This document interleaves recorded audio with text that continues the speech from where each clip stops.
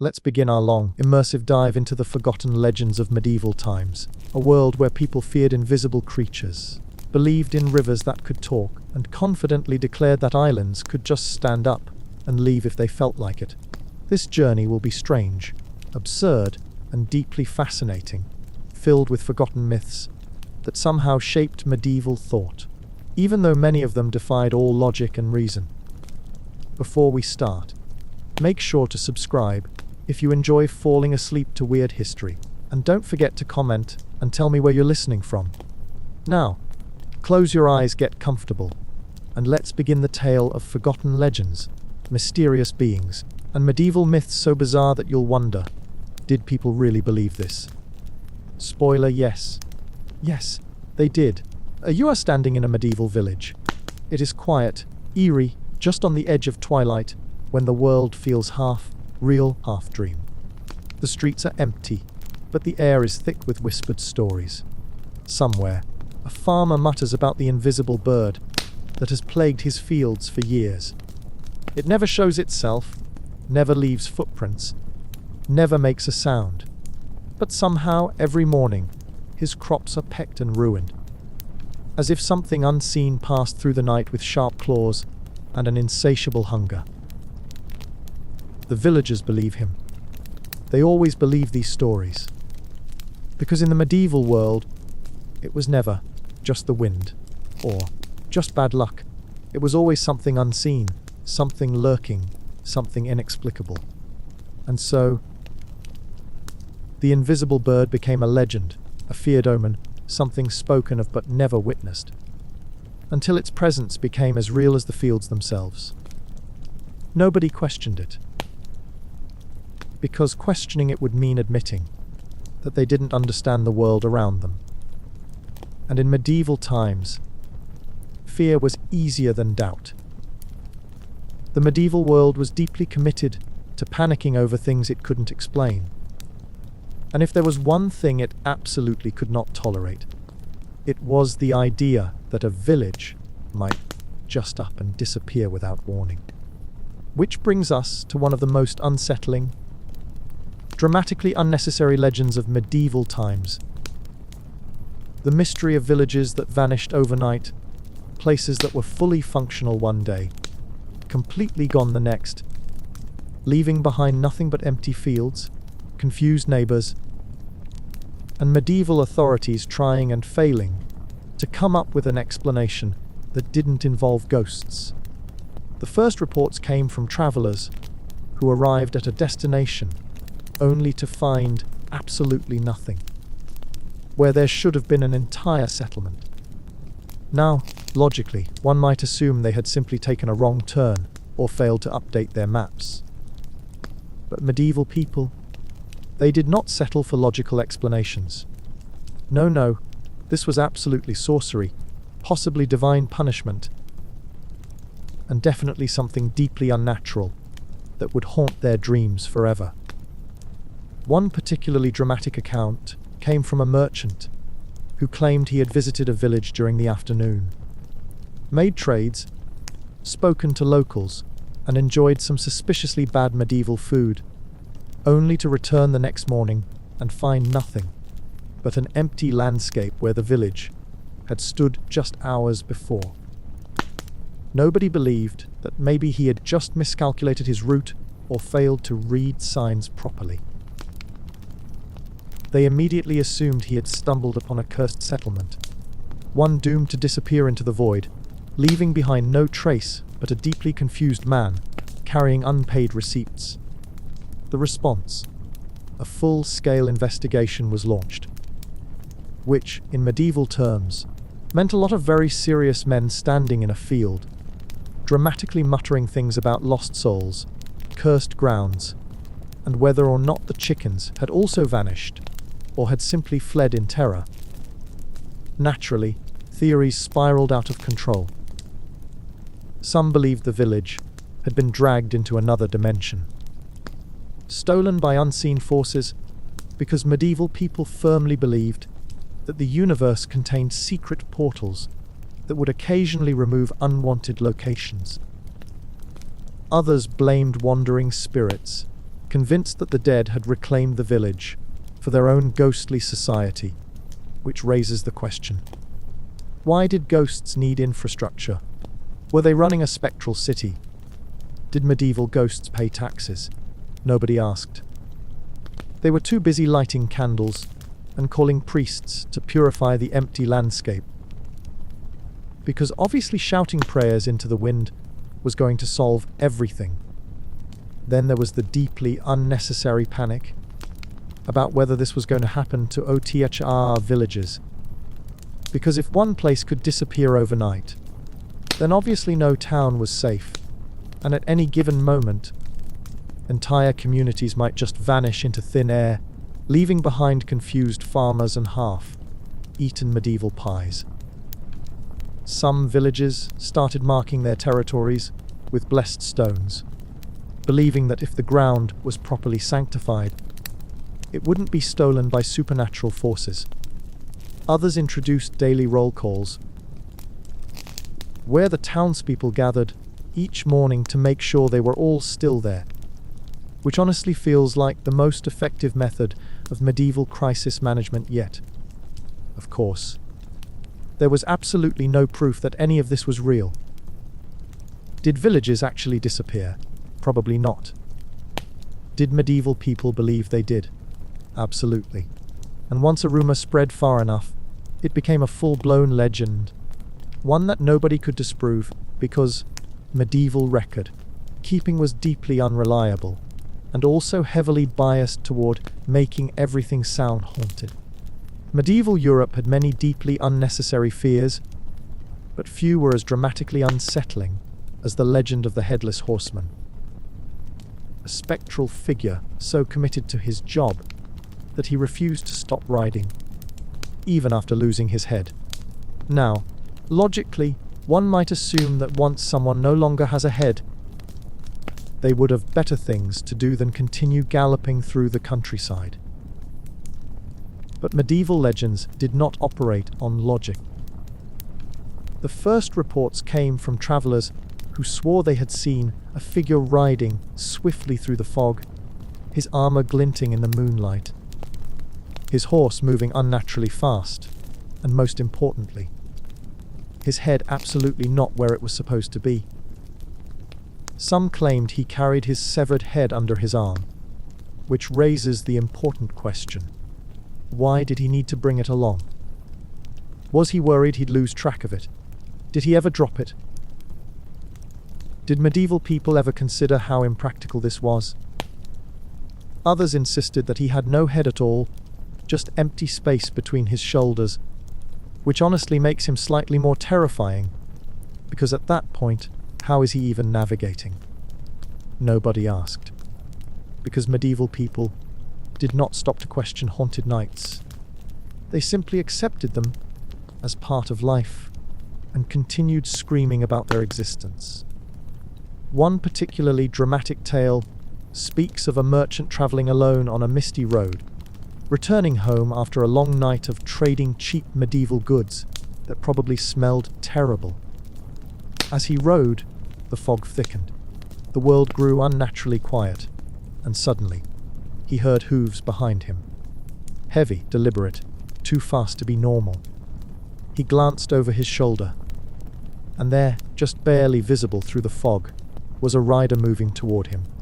Too smooth, too unnatural, with nothing above his armor but empty air.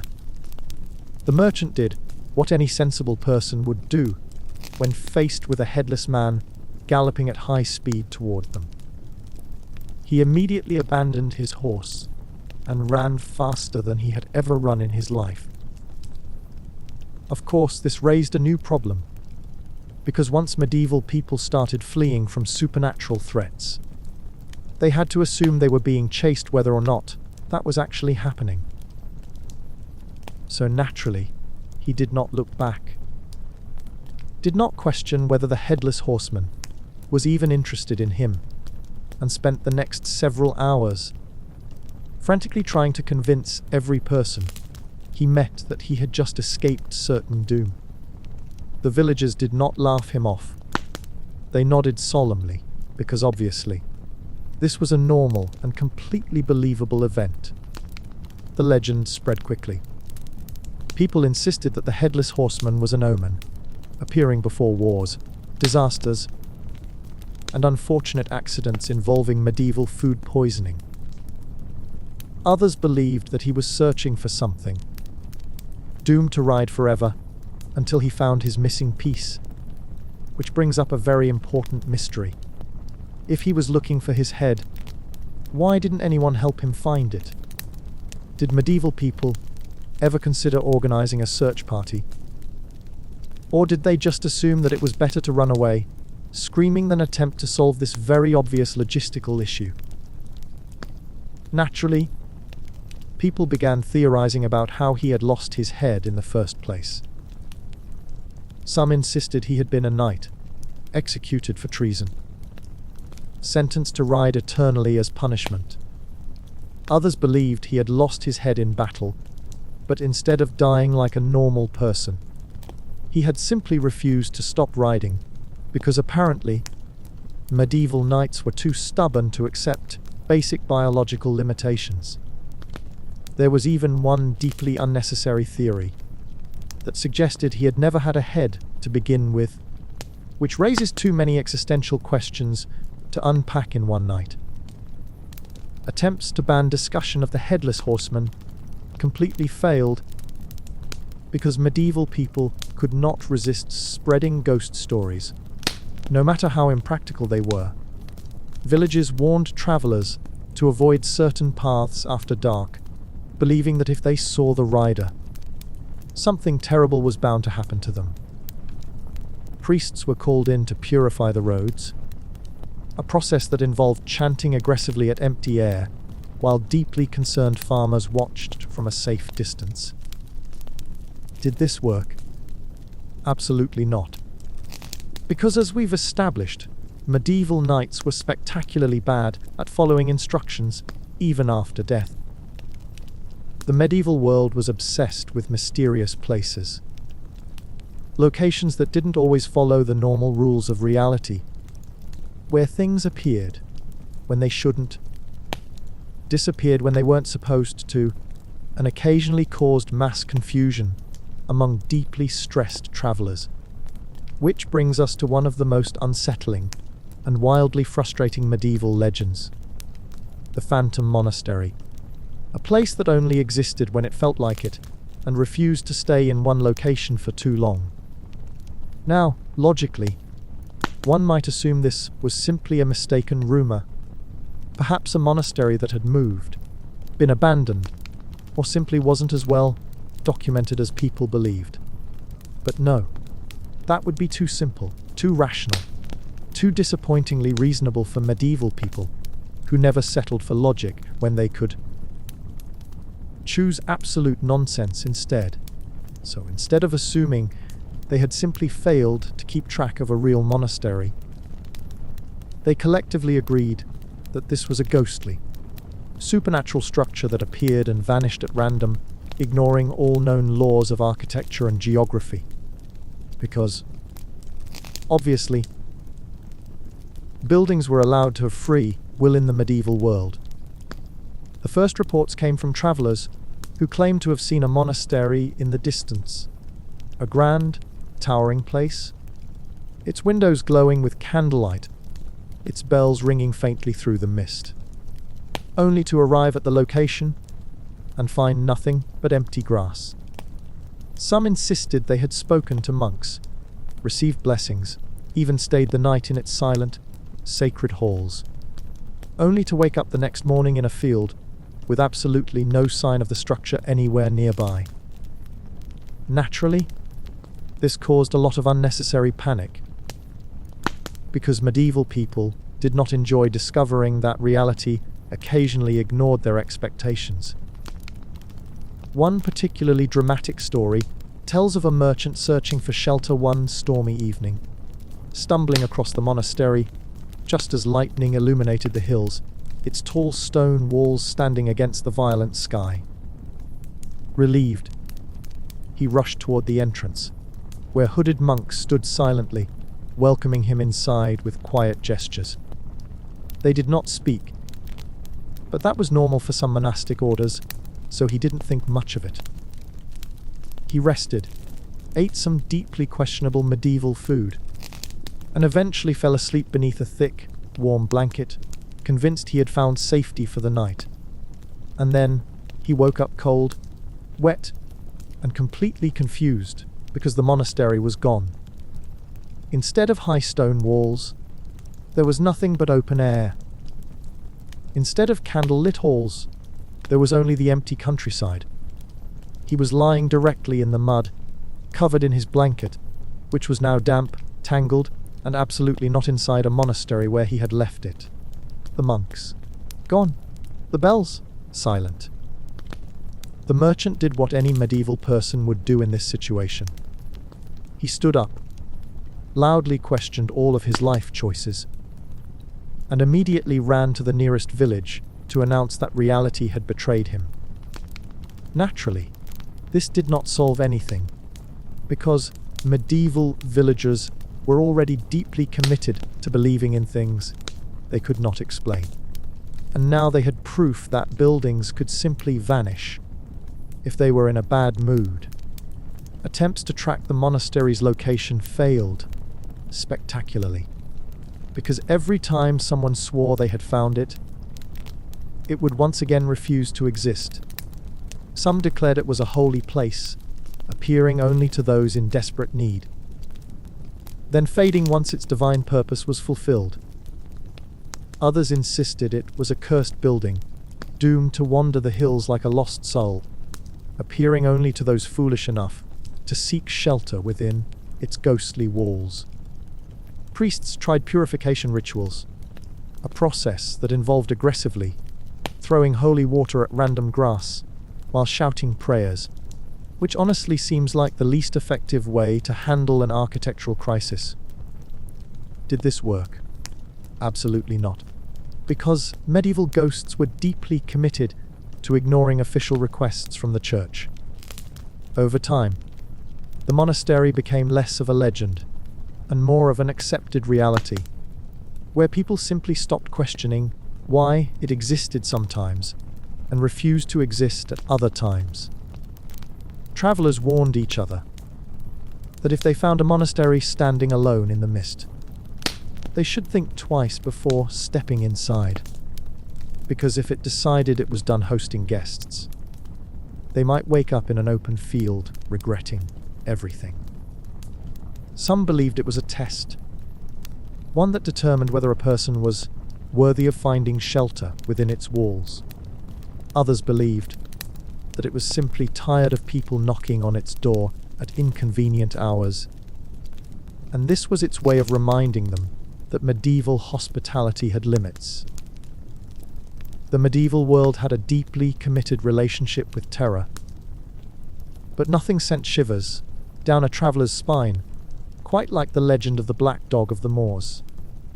Creature that was equal parts terrifying omen, supernatural menace, and the worst companion you could possibly have on a long walk home. Now, logically, one might assume that this was just an oversized wolf, a particularly aggressive stray, or even just the work of imagination fueled by exhaustion and bad medieval owl. But no, that would be too simple, too disappointingly rational for medieval people, who had zero interest in practical explanations, and were fully dedicated to believing in things they absolutely could not prove. Instead of accepting that the world contained large animals, they decided that this was clearly a demon, a cursed spirit, or possibly an omen of doom so intense that just looking at it meant your life was about to take a dramatic and deeply unfortunate turn. Because, obviously, dogs were allowed to defy the laws of physics in the medieval world. The first reports came from travelers who wandered into the moors late at night, trudging through the thick mist that curled low over the ground, when suddenly they saw it.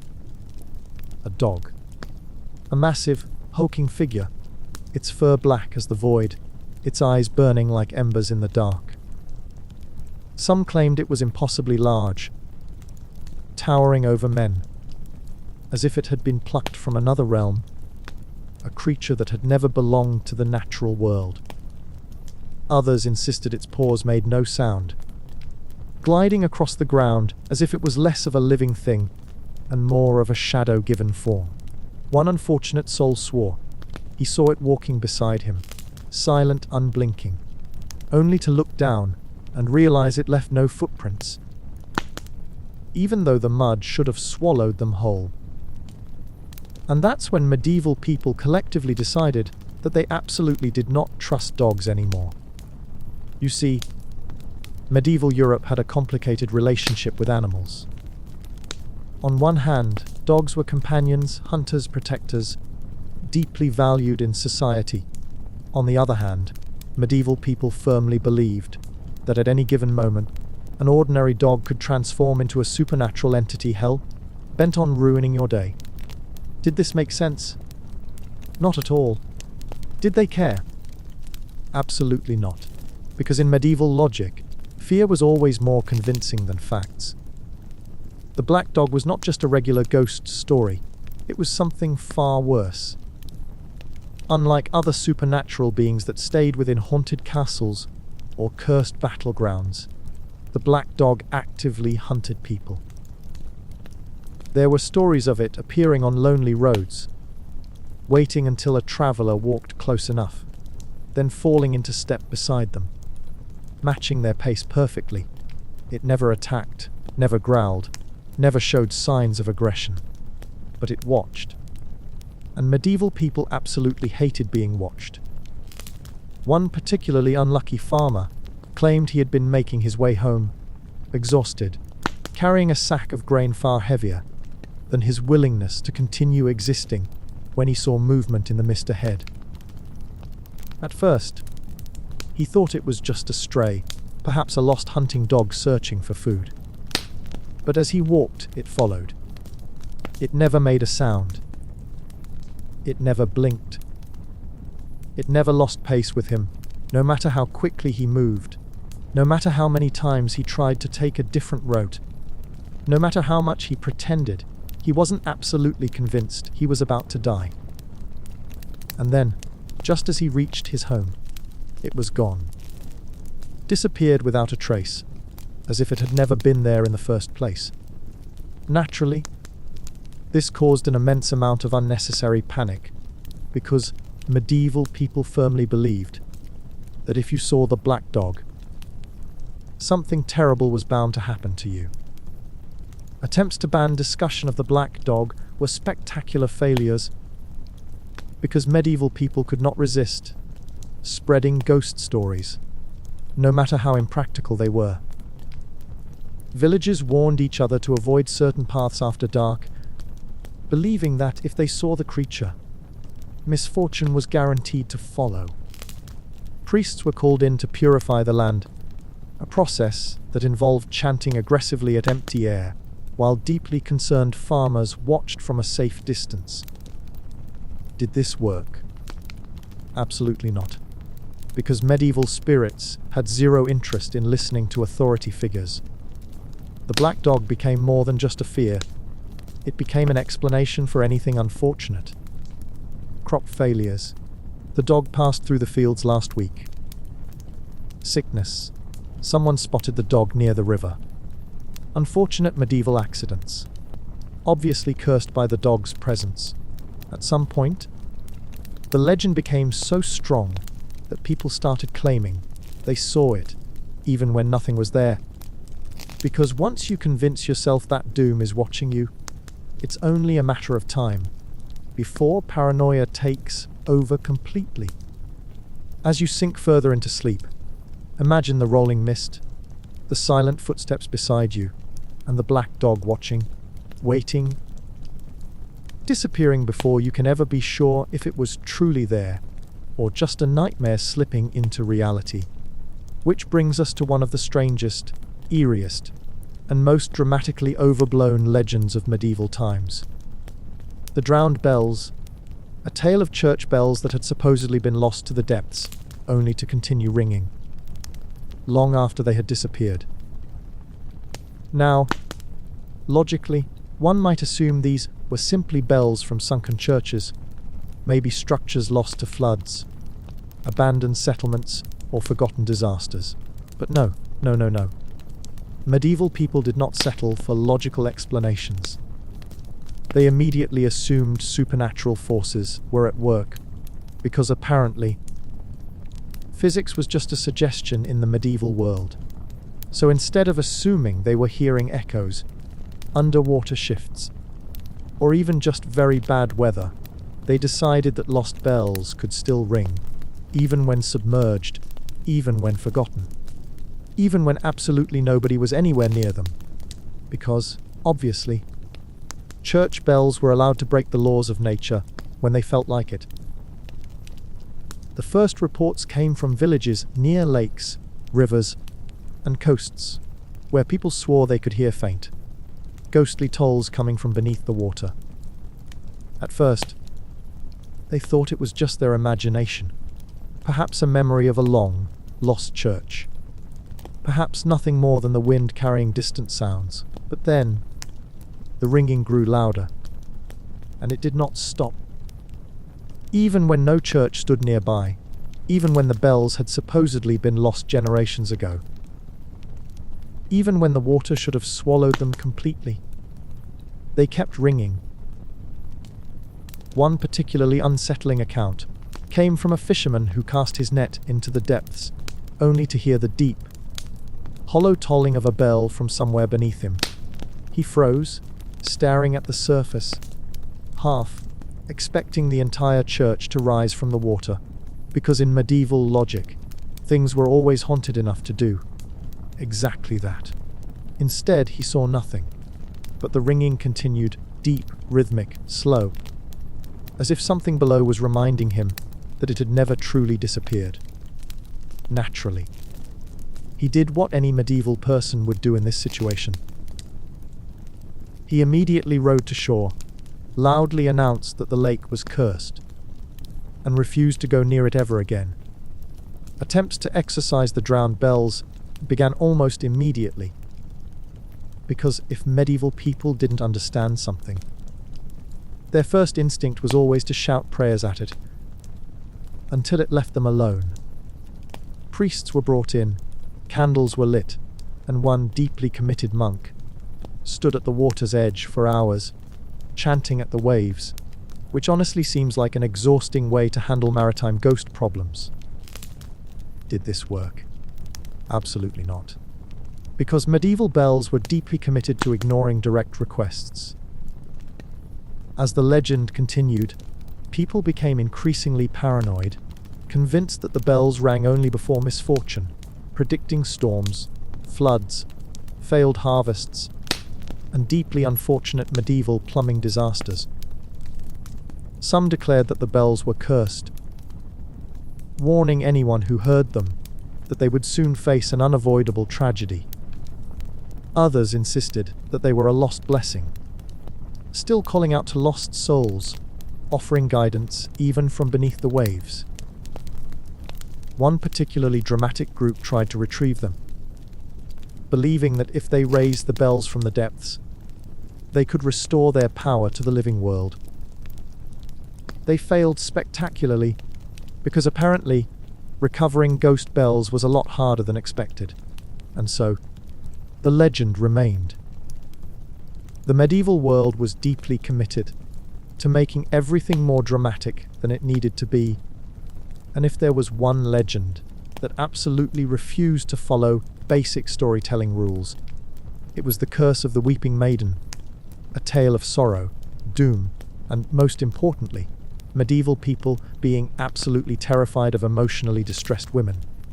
Now, logically, one might assume this was just a tragic ghost story, maybe an unfortunate historical event that had been exaggerated over time. But no, that would be too simple, too rational, too disappointingly reasonable for medieval people, who had zero interest in practical explanations and were fully dedicated to believing in supernatural forces that ruined lives simply because they could. Instead of accepting that some people just cried sometimes, They decided that if you heard the weeping maiden, your life was immediately doomed, and there was absolutely no way to escape her curse. Because obviously, medieval ghosts were wildly committed to ruining people's futures with aggressively vague rules. The first reports came from travelers who heard soft crying in the night, distant and echoing, a voice too mournful to be ignored. Some claimed they saw her figure standing near the rivers, a woman draped in sorrow, her hair long, tangled, her dress stained by grief. She did not look at them. She simply wept, her body trembling as if she carried the weight of something too devastating to speak. And medieval people, who had the emotional processing skills of a startled goat, immediately assumed that this was absolutely, without question, a sign that their lives were about to go spectacularly wrong. One particularly dramatic story tells of a farmer who heard the maiden's cries just before harvest season, and within days, his crops failed completely, leading him to absolutely 100% believe that he had been cursed by an unseen force. Did he consider the possibility that his crops died because of poor weather, bad soil, or deeply questionable medieval agricultural methods? No. Instead, he loudly declared, "The weeping maiden has doomed me," threw himself into the town square, and demanded that everyone panic immediately. Naturally, the village complied, because medieval people had zero chill and absolutely no ability to ignore an opportunity for mass hysteria. Attempts to ban mention of the maiden were deeply ineffective, because once medieval people believed in something, there was absolutely no way to stop them from talking about it forever. Priests were brought in to purify the land, which involved aggressively throwing holy water at random locations while shouting prayers, a method that had a 0% success rate, but a 100% approval rating among deeply concerned villagers. Some built small altars near rivers, believing that offering coins, bread, or deeply unfortunate medieval scented candles would prevent the maiden from cursing them. Others refused to leave their homes after dark, convinced that if they heard the cries, their entire existence would immediately collapse into despair. At some point, local councils considered creating an official rule. If you hear the weeping maiden, you must report it immediately so we can begin unnecessary levels of town-wide screaming. Because, obviously, logical crisis management had never been a medieval priority. Over time, the legend became more extreme, with new versions claiming that if you saw the maiden herself, rather than just hearing her, your curse was 10 times worse. This led to some deeply unfortunate moments where people refused to look at anything near water at night, convinced that if they accidentally glanced in the wrong direction, their lives would unravel instantly. Some even carried bells, believing that if they rang loudly enough, the maiden would be forced to disappear, because apparently medieval ghosts could be bullied by noise. Did this work? Absolutely not. Because, as previously established, medieval ghosts were deeply committed to ignoring basic requests, and so the legend remained. Travelers warned each other to avoid rivers, lakes, empty roads, anywhere where sorrow might linger. Villagers taught their children to cover their ears at night, convinced that if they blocked out the sound, they could escape their fate. The weeping maiden never stopped crying, and medieval people never stopped believing that she had personally chosen them for misfortune, even though she absolutely did not care about anyone's farm, livestock, or poorly planned business decisions. As you sink further into sleep, imagine the soft, mournful echoes drifting through the night, the sound of sorrow woven into the mist, the lingering presence of a legend that refused to be forgotten.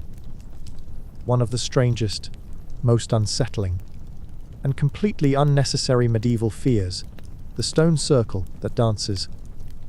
A legend built entirely on the deeply held belief that if something stood still for too long, it was probably waiting for the right moment to do something terrifying.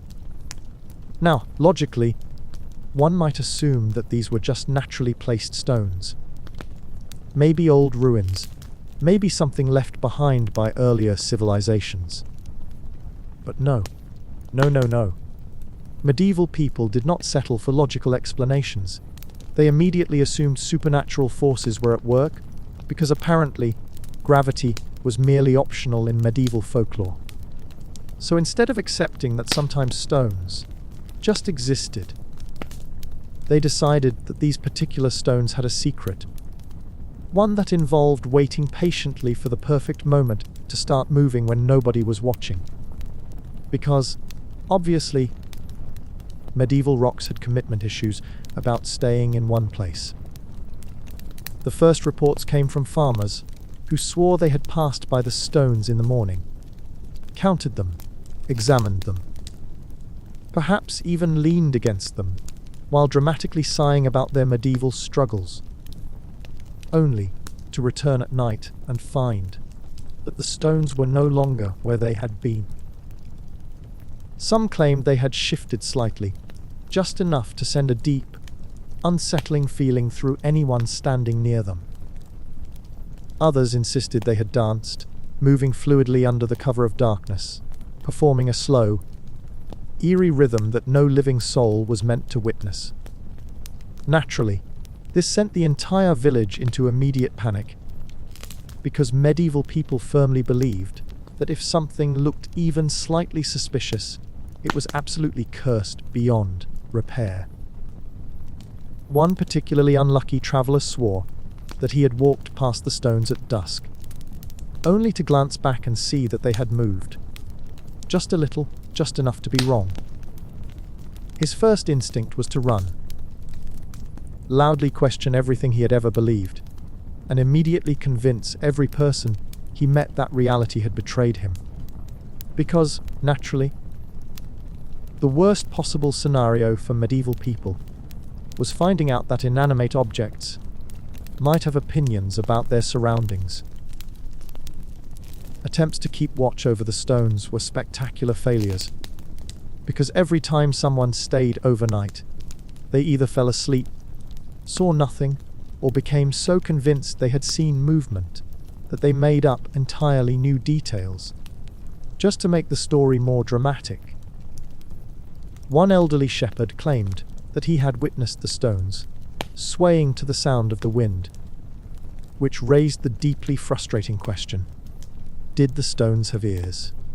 Were they listening? Were they responding to invisible music? Nobody asked, because medieval people were far too committed to fear-based storytelling to pause and apply basic reasoning. Naturally, panic intensified when someone loudly suggested that perhaps the stones only moved when nobody was looking. This led to a deeply ridiculous problem, because now everyone was terrified to turn their backs on the circle, convinced that if they did, it would immediately rearrange itself into something much worse. Some villagers refused to walk past the stones after dark, believing that if they traveled too close, they might accidentally become part of the dance themselves, which honestly raises more questions than it answers. Were medieval people afraid of being transformed into rocks? Did they believe the stones had an agenda to recruit new members? Was there an ancient medieval support group for people who had been turned into inanimate objects? Nobody investigated further, because once medieval people decided something was haunted, their first instinct was to run away screaming, rather than ask useful questions. Attempts to solve the mystery through prayer did not go well. Priests tried blessing the stones, hoping that if they removed whatever curse was causing them to dance, they could restore medieval sanity. They failed spectacularly, because apparently medieval ghosts had zero interest in listening to authority figures, especially when they were being purified against their will. Eventually, people accepted the legend as fact, firmly believing that at night, when all eyes were turned away, the circle would move, slowly, deliberately, performing a ritual known only to itself. Nobody ever figured out why it did this. Nobody ever discovered where it had learned to dance, or what the purpose of its movement was. Because, as medieval history has proven time and time again, some things were better left terrifyingly unexplained. The medieval world was deeply committed to two things: fearing the unknown and inventing terrifying warriors who had absolutely no reason to exist, but did anyway. Which brings us to one of the most unsettling, persistent, and wildly frustrating medieval legends: the Knight of Shadows, a spectral figure who did not care about the laws of nature, refused to acknowledge the concept of death, and was possibly the worst encounter you could have on a moonlit road. Now, logically, one might assume this was just a myth, a dramatic way to scare people away from traveling alone, maybe a story exaggerated over generations. But medieval people, they did not settle for rational explanations.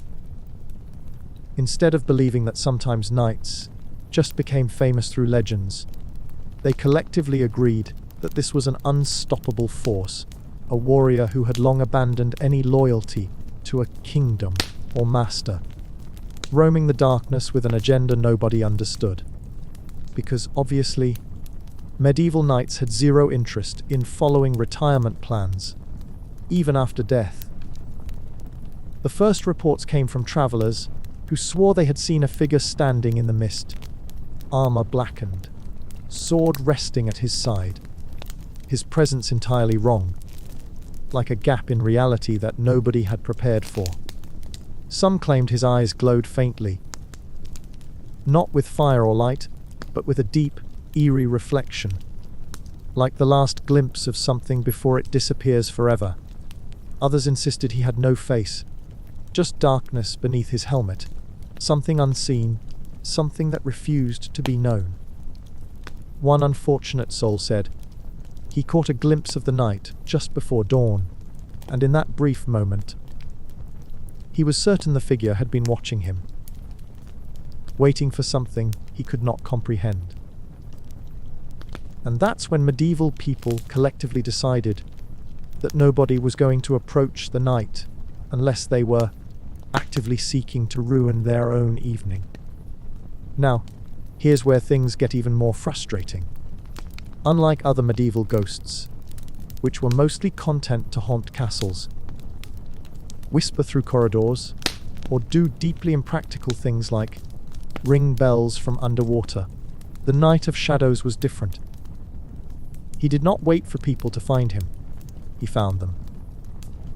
There are stories of travelers who swore they had taken the safest route, followed familiar paths, stayed away from all known haunted locations, only to hear the slow, deliberate sound of hooves behind them, a rhythm too measured, too inevitable to ignore.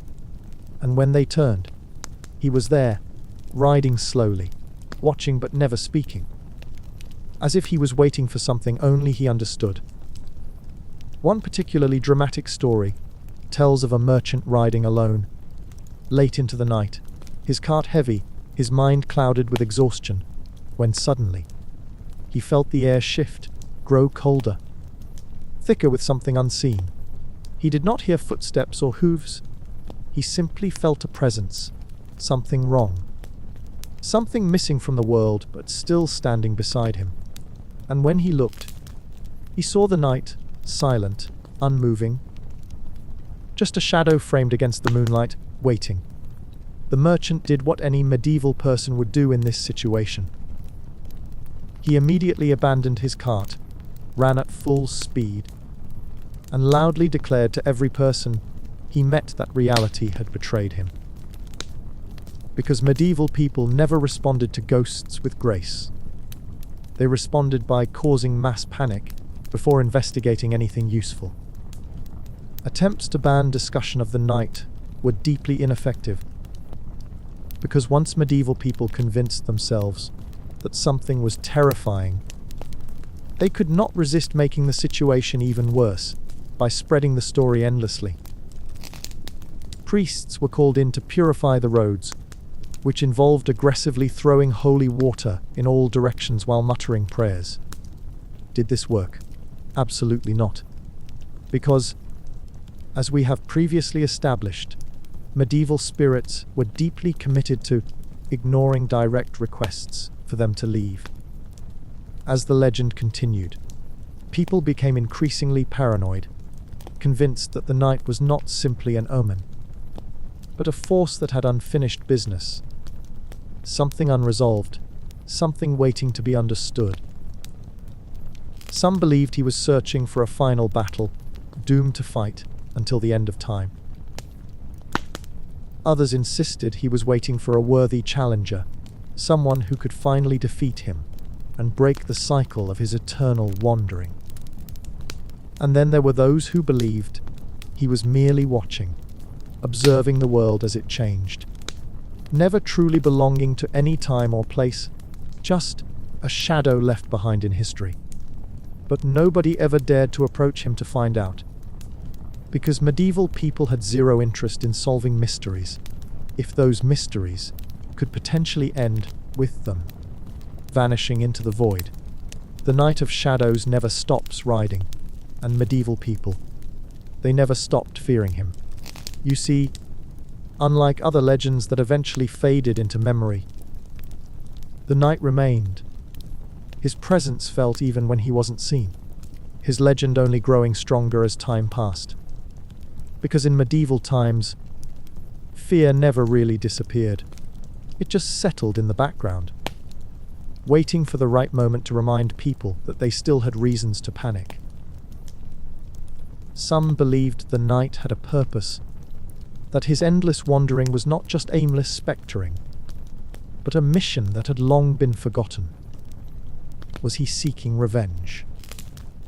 Was he guarding something important, something hidden beneath the centuries? Or was he simply trapped, unable to rest, unable to leave behind whatever had kept him riding long after his time had passed? Nobody knew, and more importantly, nobody was willing to find out.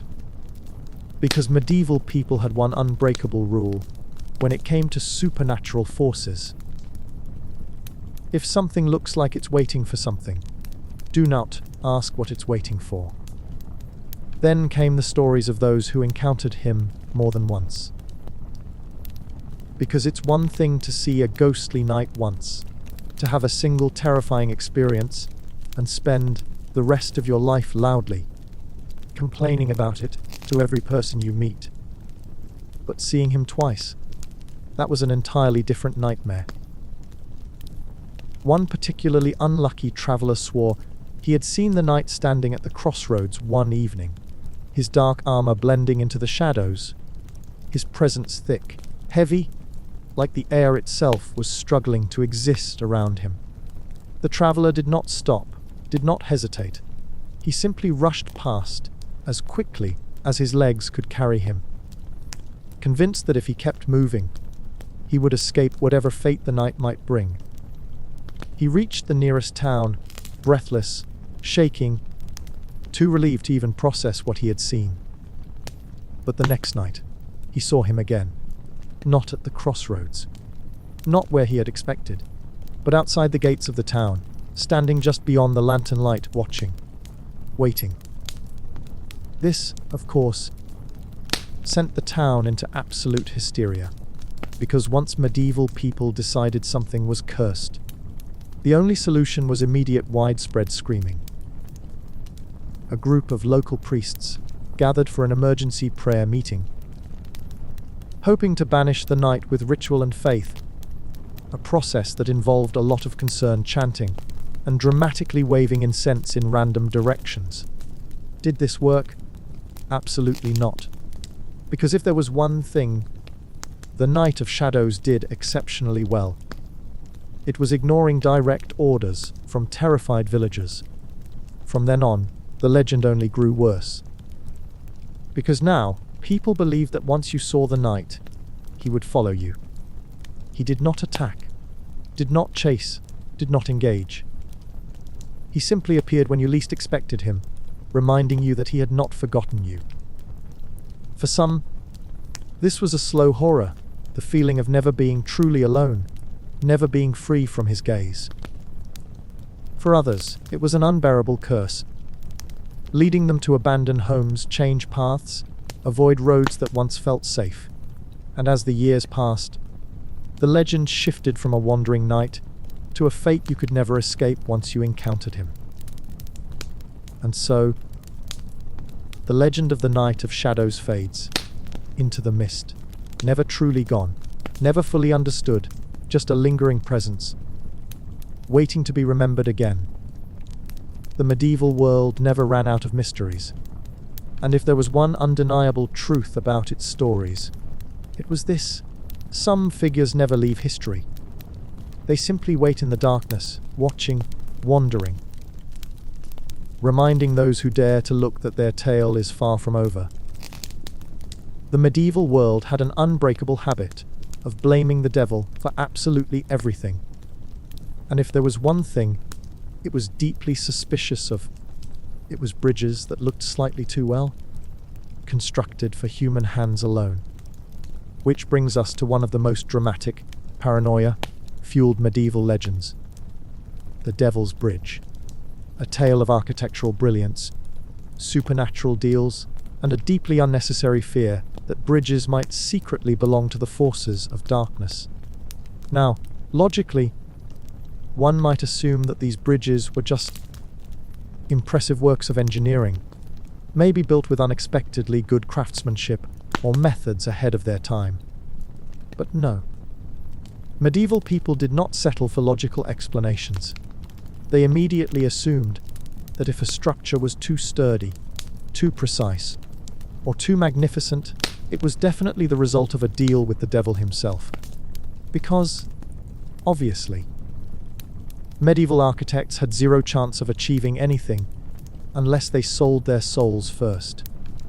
The first reports came from villages near particularly grand bridges, structures that stood the test of time, defied gravity, and occasionally resisted flooding when everything else collapsed. At first, people were impressed.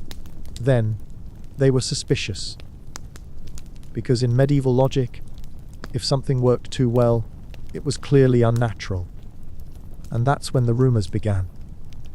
The engineers denied everything, loudly explaining their techniques, showing their tools, demonstrating their plans. But nobody cared. Medieval people had already made up their minds. They firmly believed that the builders had struck a bargain with the devil, trading souls for structural integrity. And now, anyone who crossed the bridge was potentially part of a deeply unfortunate supernatural agreement. One particularly dramatic story tells of a bridge that was completed far ahead of schedule, built so perfectly that even the worst storms could not damage it, standing firm despite years of wear and decay. At first, the villagers were grateful, until one unfortunate traveler crossed it just as the sun set, and within moments, thunder rolled across the sky like an angry roar. Naturally, this was taken as absolute proof that the devil had arrived to collect his toll, because medieval people firmly believed that every minor weather event was secretly part of a terrifying cosmic transaction. Attempts to purify the bridge followed almost immediately. Priests gathered at both ends, chanting prayers, throwing holy water, and waving incense in what can only be described as the most dramatic construction inspection ever recorded. Did this work? Absolutely not. Because, as previously established, medieval curses were deeply committed to ignoring direct requests for them to leave. The legend only got worse when people started claiming that the devil himself had been involved in the construction. Some insisted that he had personally laid the stones, carving them with unnatural precision, shaping the arches himself, ensuring that nothing would ever collapse, not even centuries later. Others believed that he had tricked the builders, offering them guidance and wisdom in exchange for a soul, a price that had to be paid every time the bridge was used. One particularly unlucky blacksmith swore that he had heard footsteps behind him as he crossed, but when he turned, nobody was there. That was enough to send the entire village into hysterics, because medieval people firmly believed that invisible footsteps were never a good sign.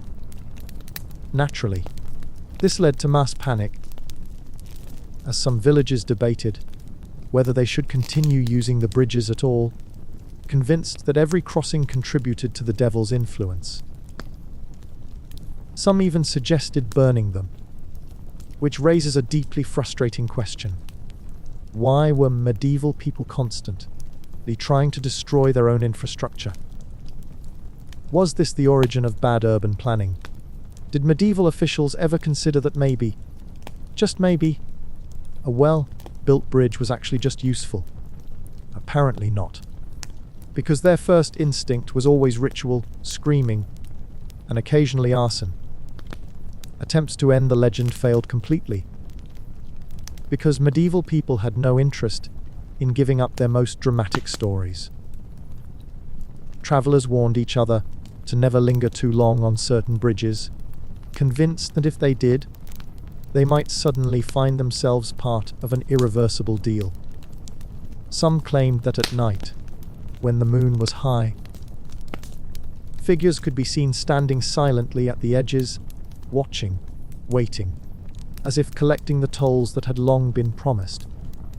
Priests tried one final purification attempt, gathering at the most infamous bridges and performing full-scale exorcisms, because apparently the best way to remove potential demonic influence was to shout prayers at stone structures until something happened. Did this work?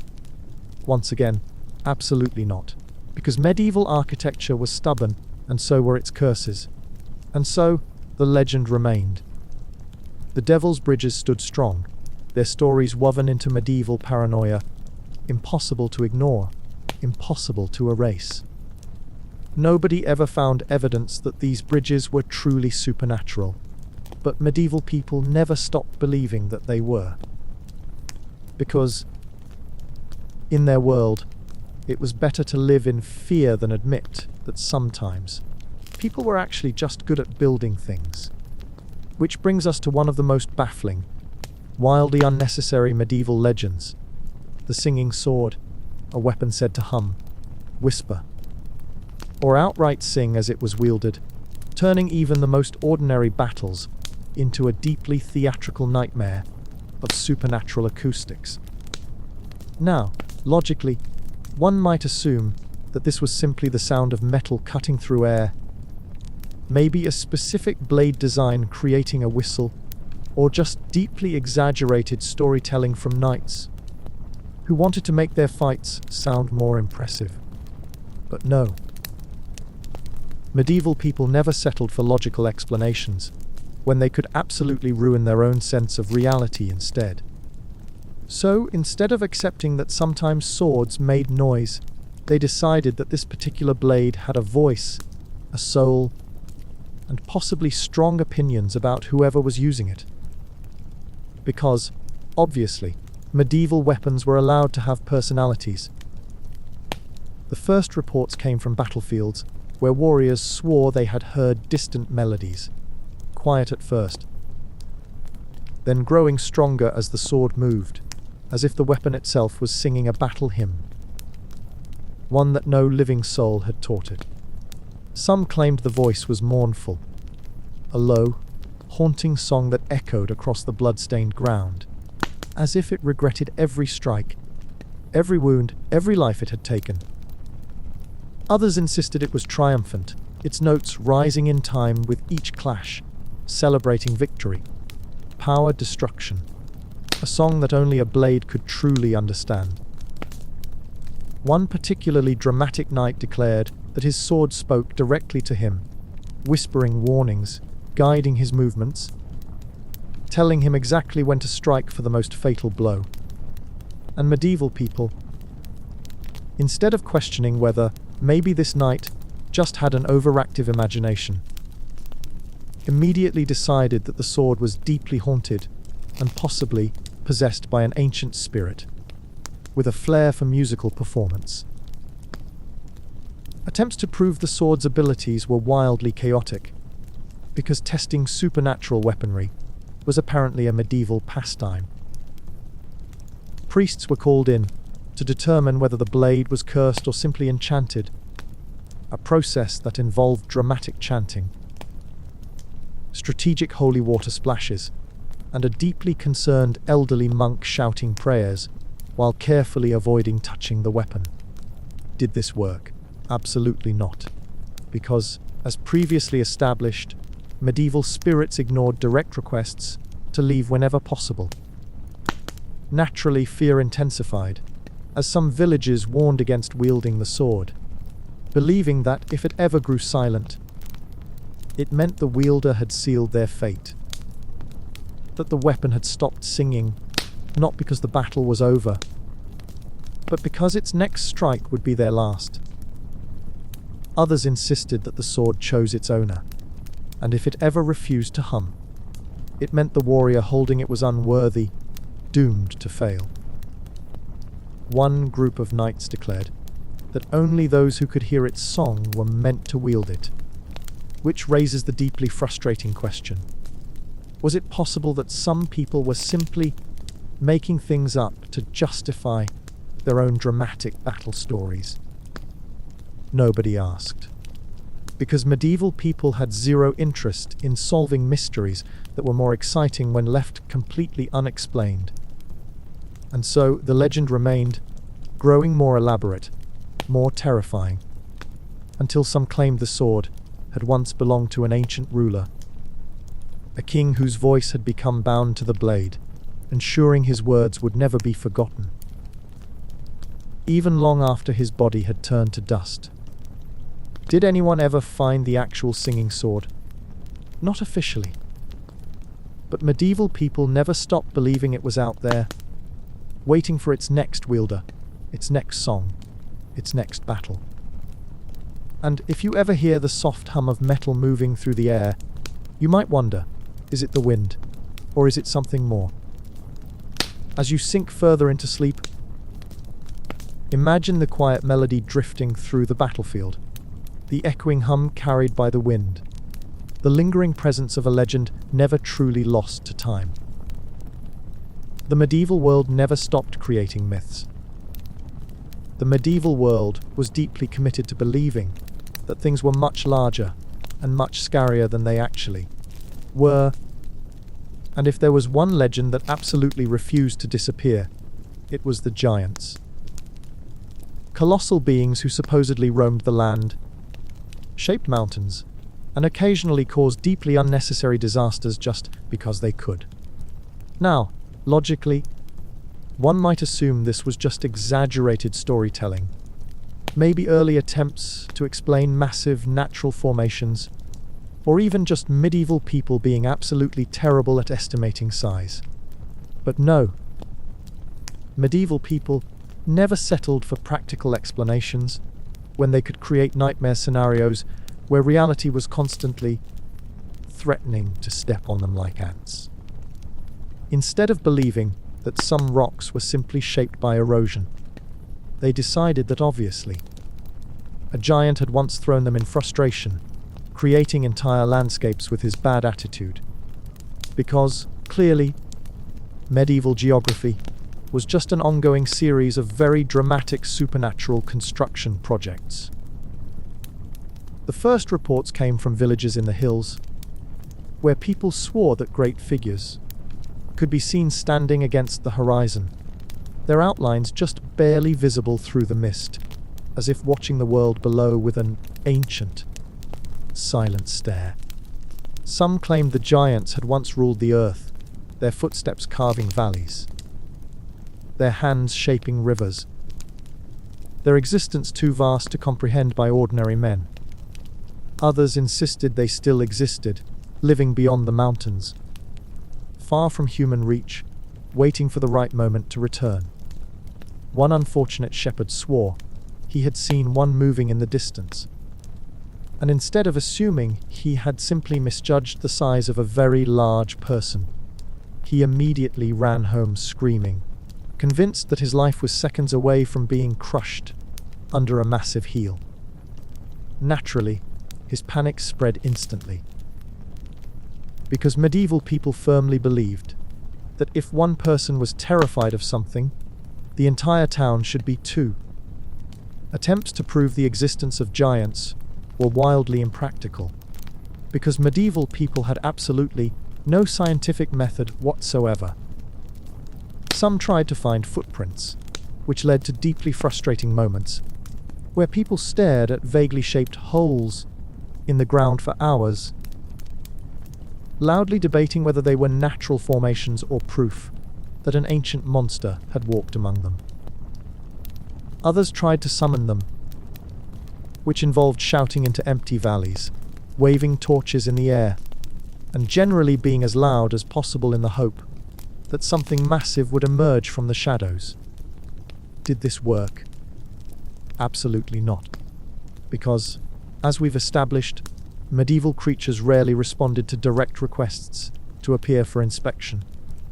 Naturally, people became increasingly paranoid, as villages warned each other never to disturb the hills, convinced that if they angered the giants, they might awaken from their slumber and start throwing entire towns into rivers for fun. Some declared that the giants had hidden themselves, turned to stone, now standing silently as mountains, watching but never speaking. Others believed that they had simply walked away, deciding that human civilization was too noisy, too exhausting, and far too dramatic to bother interacting with. And honestly, considering medieval people's complete inability to stay calm, this might have been the most reasonable decision a giant could make. And so, the legend remained, shaping mountains, valleys, rivers, becoming woven into the very landscapes people walked upon. Nobody ever found solid proof that giants had existed, but medieval people never stopped believing in them anyway, convinced that somewhere, in the quiet places of the earth, their footsteps still echoed through time. Because, as history has proven again and again, sometimes the biggest legends are the ones we refuse to let go. The medieval world had a deeply complicated relationship with statues, because if there was one thing it absolutely could not accept, it was the idea that some figures stood still for too long without an obvious explanation. Which brings us to one of the most unsettling, absurdly dramatic medieval legends: the Stone Knight, a warrior who was supposedly turned to stone under mysterious circumstances, only to remain watching, waiting, silently guarding something nobody could quite identify. Now, logically, one might assume this was just a particularly well-crafted statue. Maybe a monument honoring a fallen knight. Perhaps a figure positioned in a way that made medieval people deeply uncomfortable. But no. Medieval people never settled for practical explanations when they could create stories of curses, betrayal, and deeply unnecessary supernatural torment instead. Instead of believing that someone simply carved the statue, they decided that this was an actual knight, once living, once breathing, now trapped in stone by forces beyond human comprehension. Because, obviously, medieval warriors were expected to follow dramatic storylines at all times. The first reports came from villagers who swore they had passed the statue in the morning, paying it no mind, only to return at night and feel its gaze upon them, cold, unblinking, impossibly aware. Some claimed they heard whispers near it, low murmurs, voices too ancient to understand, as if the stone itself had a memory it refused to share. Others insisted it moved, not a full step, not a grand shift, but just enough to be wrong. to make them question whether they had truly seen it in the same position before. One particularly unlucky traveller swore he had stood before the statue, examining its weathered armour, only to notice that the knight's hand, which had once rested upon his sword, now seemed ever so slightly closer to drawing it. Naturally, this led to absolute hysteria, because medieval people firmly believed that if an inanimate object appeared to change positions, the only possible explanation was a curse designed to ruin absolutely everyone's evening. Attempts to ban interaction with the stone knight were wildly ineffective, because medieval people had no ability to resist screaming about terrifying supernatural problems. Some villages introduced rules that forbade anyone from touching the statue, convinced that if they disturbed it, they might trigger something worse.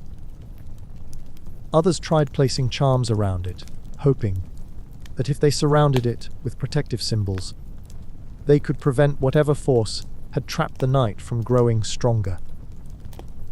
Priests tried purification rituals, aggressively splashing holy water while dramatically muttering prayers, hoping that somehow this would undo centuries of unexplained supernatural nonsense. Did this work? Absolutely not. Because, as medieval history has repeatedly shown, cursed objects have zero respect for direct requests to leave. Naturally, the legend only grew more ridiculous, as people insisted that at certain times, during storms, under the full moon, when the right prayers were spoken, the stone knight would move just enough to remind the world that it was not truly lifeless. Some swore that in the silence of midnight, if you stood close enough, you could hear his breath, slow, heavy, impossibly deep, trapped within the stone as if waiting for something. One particularly dramatic monk declared that he had seen the knight's fingers twitch, just enough to send a shock through his entire body, just enough to confirm every fear that had ever been whispered about the statue. And medieval people, instead of calming down, immediately decided that reality was once again betraying them in a truly spectacular fashion. And so, the legend remained, its presence woven into medieval nightmares, its silence never truly trusted, its immobility never fully accepted. Nobody ever found proof that the statue had once been alive. Nobody ever solved the mystery of why it stood the way it did.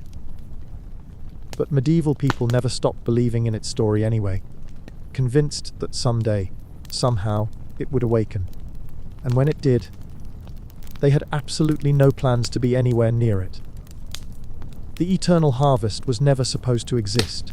It began as a whisper, a fleeting thought, a half-spoken warning passed from farmer to farmer, carried on the wind between villages that had seen too much, understood too little, and learned that questioning the land could be a dangerous mistake, because in medieval times, the earth did not simply give, it took.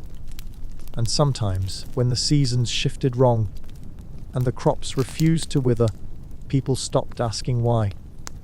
They just accepted that some fields did not obey the natural order. Some fields did not stop. Some fields kept growing, kept blooming, kept feeding, long after they should have turned to dust. And when the crops refused to die, the land started asking for something else in return. Nobody knew when the first harvest began. Some said it was a blessing, a field that never emptied, wheat that never withered, fruit that never spoiled. At first, people rejoiced. A season passed, then another, and yet the crops remained unchanged, untouched by time, standing tall even when the cold came, even when the frost should have stolen them, even when everything else around them had already surrendered to the turning of the year. And that's when people started to get afraid, because medieval farmers knew one undeniable truth. If the land gives too much, it is only waiting to take something greater in return. The stories spread faster than the grain could grow. Nobody harvested from the fields anymore. Nobody dared. Because the first family who did, the ones who believed this was nothing but a miracle, nothing but good fortune, were never seen again. Their house stood just as empty as the fields, the door open, untouched, the table still set for supper, as if they had merely stepped away for a moment and forgotten to return. But they never did, and the wheat kept growing. The apples stayed ripe. The land did not care, because the harvest had been taken, not in crops, in flesh. Nobody approached the fields after that, not at night, not at dawn, not even when their own children cried from hunger, clutching at empty stomachs, staring at food they could not touch, because hunger was safer than taking from a place that had already claimed lives. And yet, the seasons turned. The cold came. The land should have frozen, but the crops remained. And then, the fields started spreading. The wheat that had once been contained to a single farm grew beyond its borders, spilling over hills, across rivers, into pastures that had never been part of the original land. The orchards expanded. The vines crept forward. The earth did not stop. It did not care that people had refused to touch it. It did not care that its harvest had already been met, because now it was choosing its own boundaries. And medieval people knew one thing about boundaries. If the land starts deciding things for itself, it has already abandoned the rules made for men. Nobody knew how to stop it. Some tried fire. They failed spectacularly. Because the flames never caught, never held, never consumed the fields as they should have. Some tried to bless the land. Priests gathered, chanting, desperate, tossing holy water over soil that refused to accept it.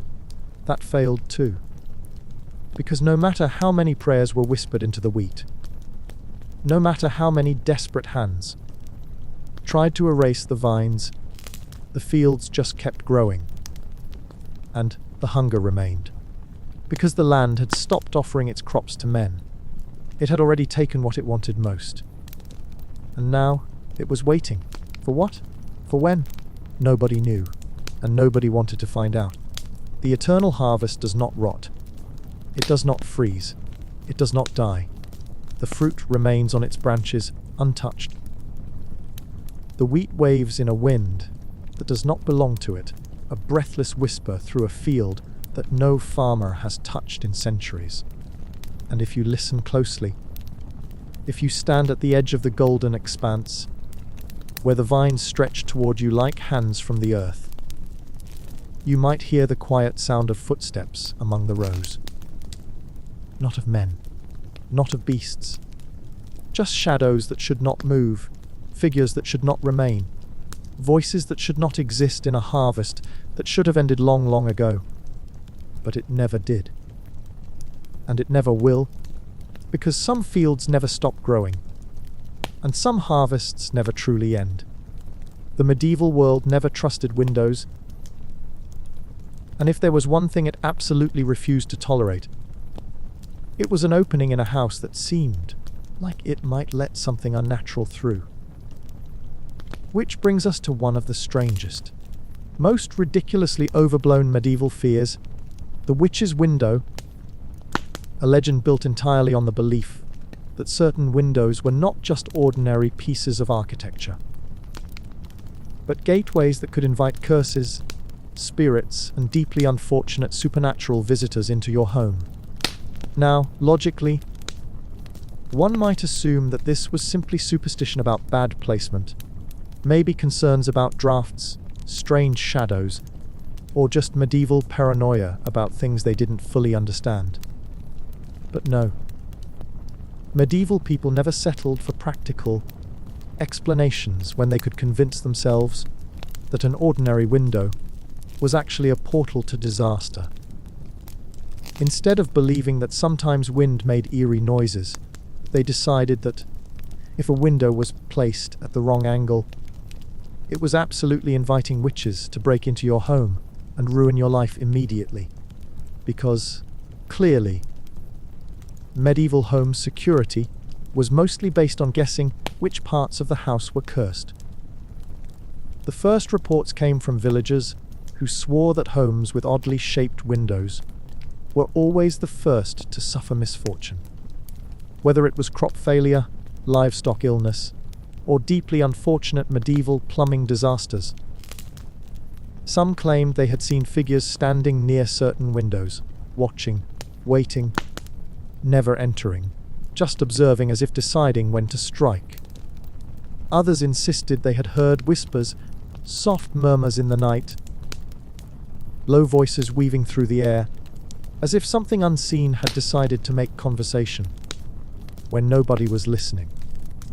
One particularly unlucky miller swore he had stood near a window at dusk, only to hear his name spoken faintly from the other side, even though nobody was there, and the street below was completely empty.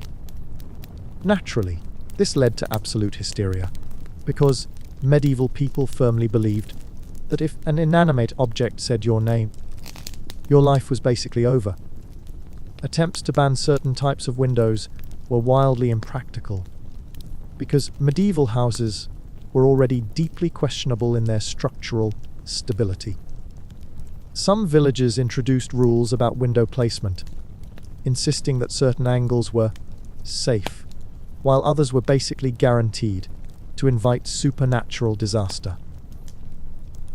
Others tried marking their windows with protective symbols, convinced that if they surrounded them with blessed carvings, witches would be unable to enter.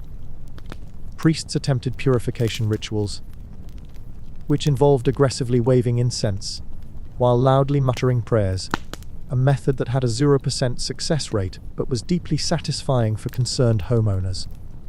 Did this work? Absolutely not. Because, as previously established, medieval curses were deeply committed to ignoring direct requests to leave.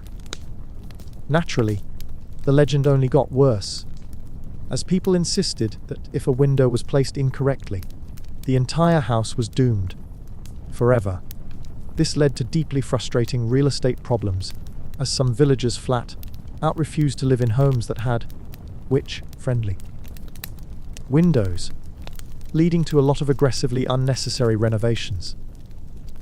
Some homes were entirely rebuilt just to ensure that no window ever faced the wrong direction. Others were closed off entirely, their windows sealed with bricks, because obviously, if medieval people didn't understand something, their first instinct was to make it disappear completely. And so, the legend remained, shaping houses, streets, entire villages, becoming woven into medieval paranoia, impossible to ignore, impossible to erase.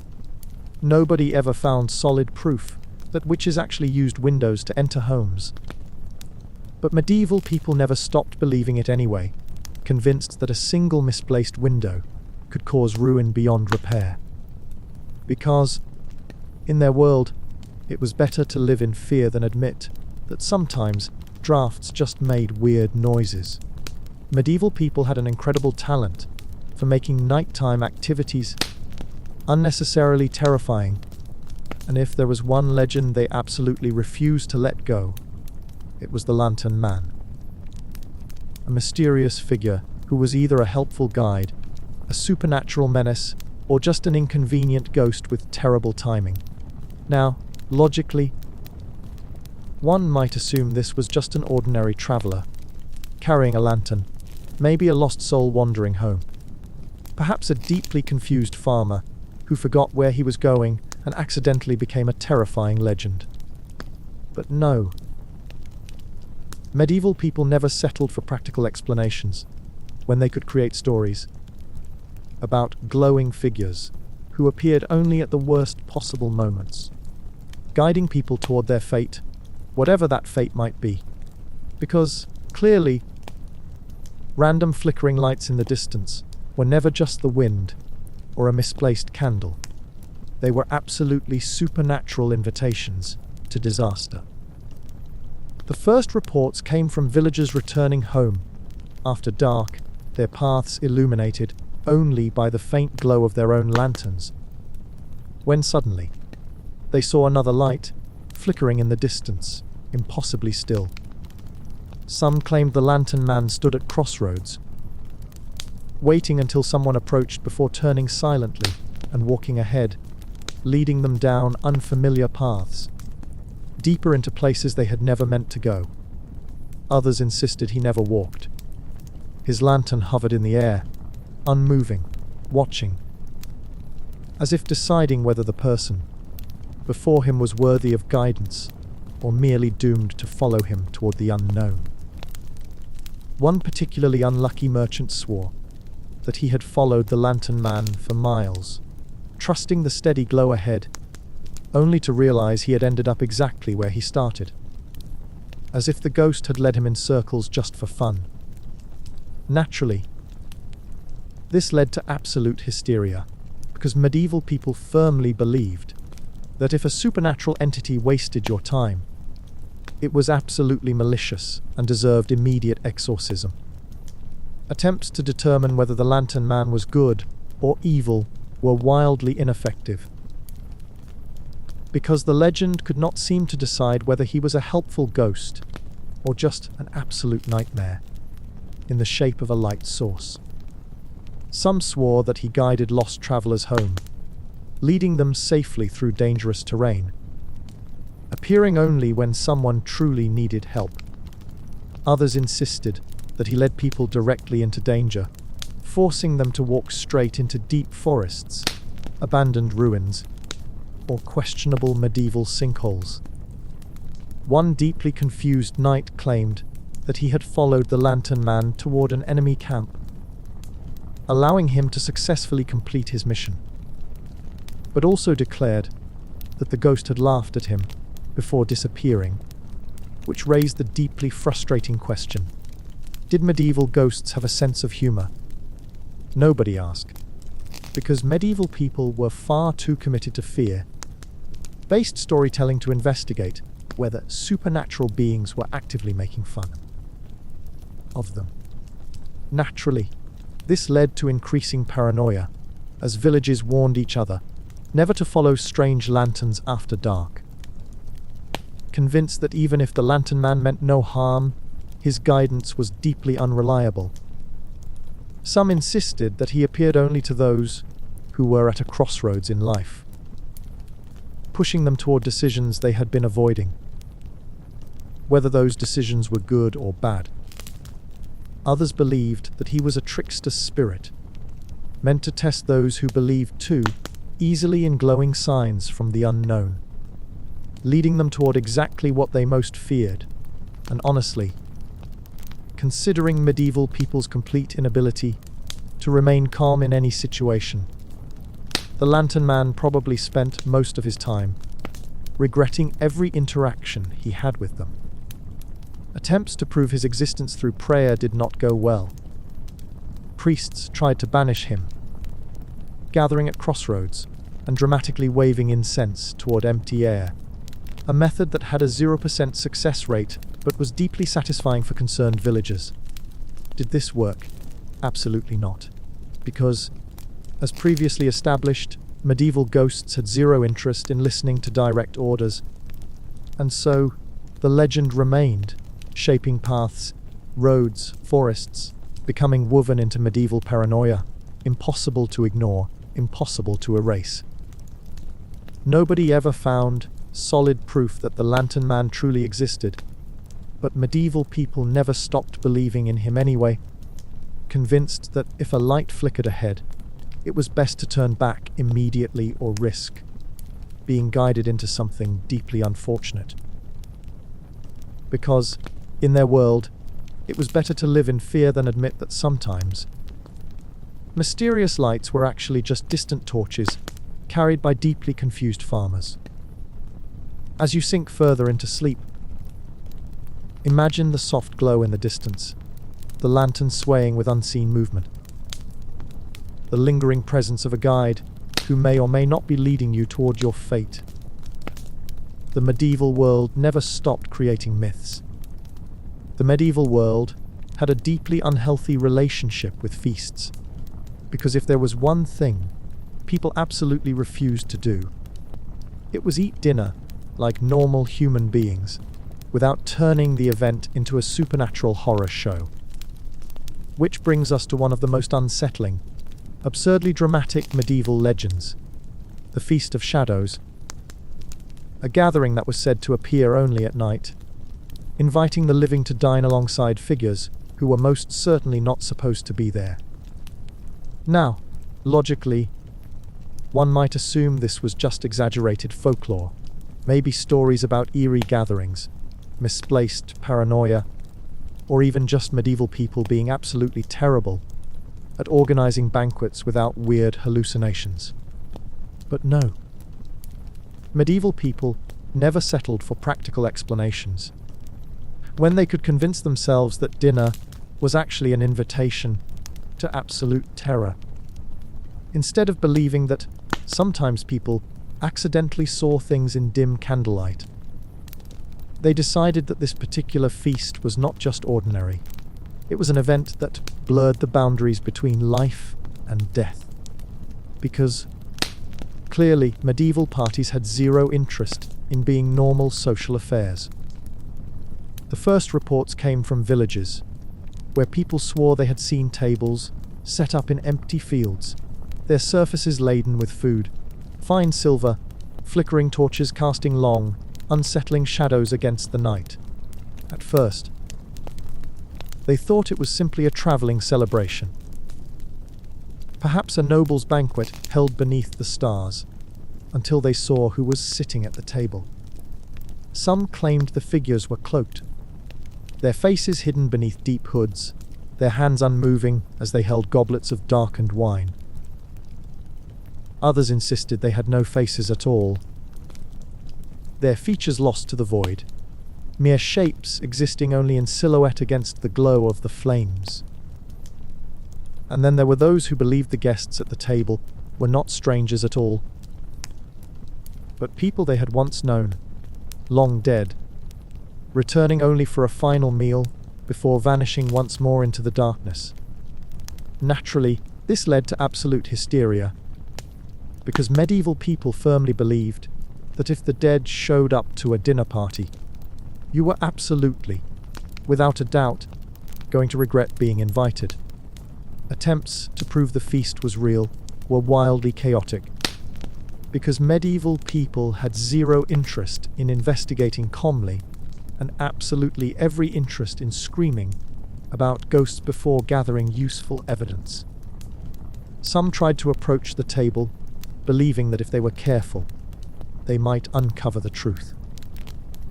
But every time someone got too close, the feast was gone, vanished as if it had never been there. Others attempted to listen from a distance, hoping to hear conversation, laughter, the clinking of goblets, but there was only silence, as if the event existed just outside of reality, just beyond the reach of human understanding.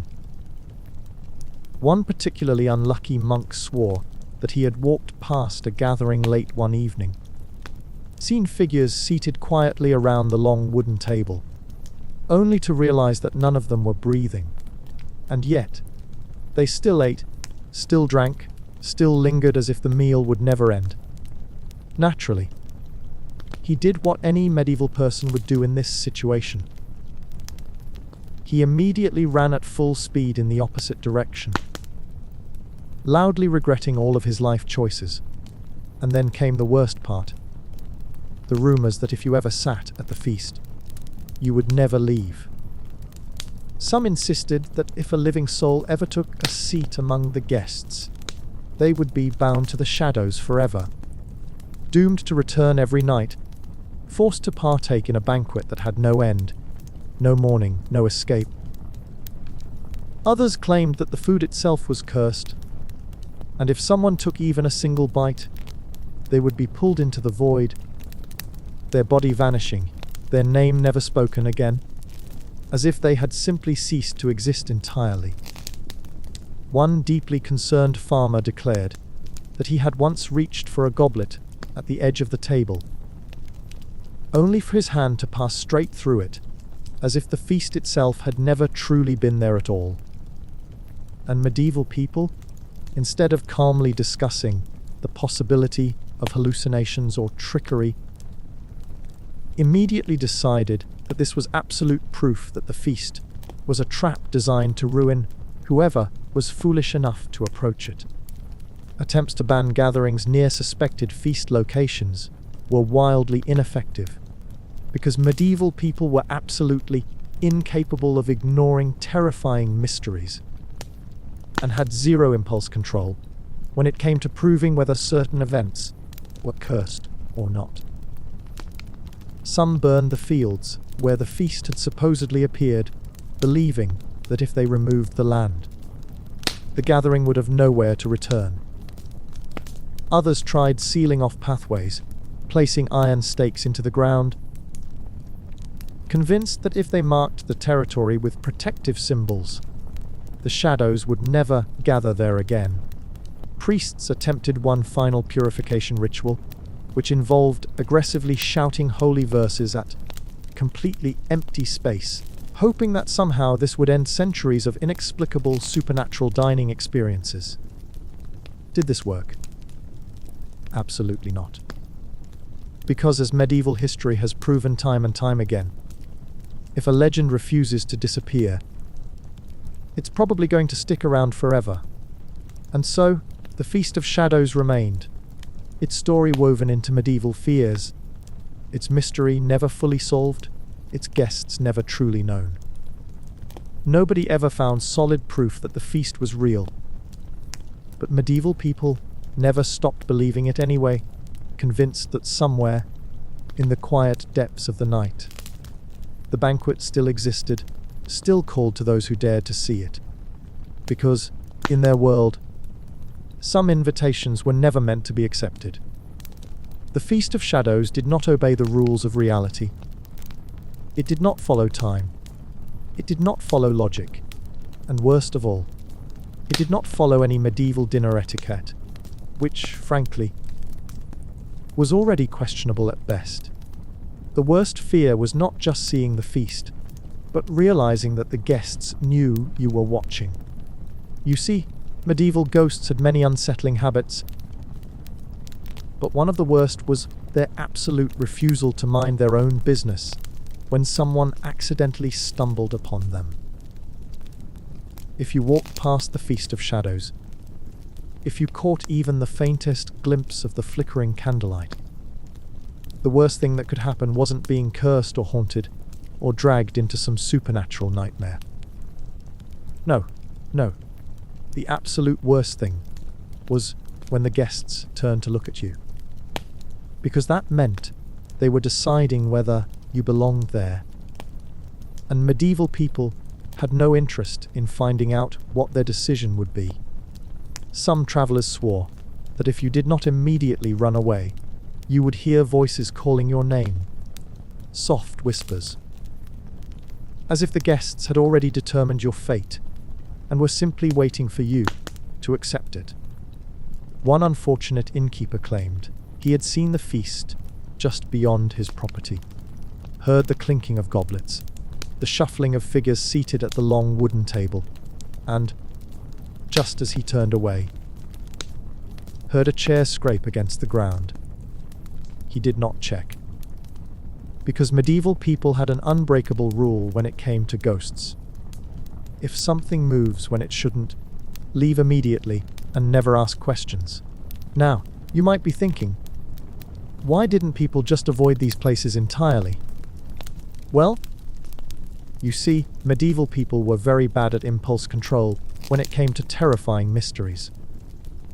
Despite being deeply superstitious, terrified of the unknown, and deeply committed to panicking at even the slightest inconvenience, they also had an unbearable need to prove they weren't scared, even when they absolutely were. So naturally, there were always a handful of reckless knights, questionable scholars, and deeply exhausted merchants who refused to leave the legend alone. And that is how the feast got worse, because instead of avoiding the gathering, some fools decided to sit down. One such night, convinced that he was stronger than whatever force controlled the feast, declared that he would take a seat, eat the meal, and leave unharmed, proving once and for all that the story was just medieval nonsense. His friends cheered him on, because apparently medieval people had zero ability to recognize when an idea was bad. So the knight strode forward, pulled out a chair, and sat among the figures cloaked in shadow. The goblets did not move. The candles did not flicker. The air grew unbearably heavy, like the moment before a storm. And then, the figures turned to him, every single one. Their dark shapes shifting, heads tilting, unseen eyes fixing onto him as if examining their newest guest. His friends stopped cheering, because if there was one thing medieval people did understand, it was that when ghosts start paying attention to you, you have officially ruined your own night. The knight stood, or rather, he tried to stand. Because for the first time in his life, his limbs would not obey him. He was not bound by ropes, nor held by hands, but frozen, as if the air itself had wrapped around him, whispering warnings only he could hear. And then, the feast disappeared. The figures vanished into the void. The chairs faded from existence. The candles snuffed themselves out. And the knight fell backward into the grass, gasping as if he had nearly drowned. His friends did not help him up. They were already running at full speed in the opposite direction, loudly deciding that they would never speak of this ever again. And so, the legend remained.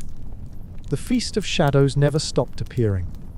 It never stopped inviting. It never stopped watching. Because in the medieval world, some dinners were never meant to end. Alright? That's enough supernatural nonsense for one night. Let's be honest. If this legend were real, you'd absolutely be the person who accidentally wandered too close to the feast, heard your name whispered by ghosts, and immediately spent the next 3 weeks regretting every life decision that led you to that moment. But lucky for you, you don't need to worry about cursed banquets or mysterious invitations. Your only task now, sleep. That's right, no eerie gatherings, no dark figures staring at you from the void, just you and your deeply questionable medieval dreams. So go ahead, let sleep take over, and if you hear a soft whisper calling your name, well, that's probably nothing. Probably. Good night.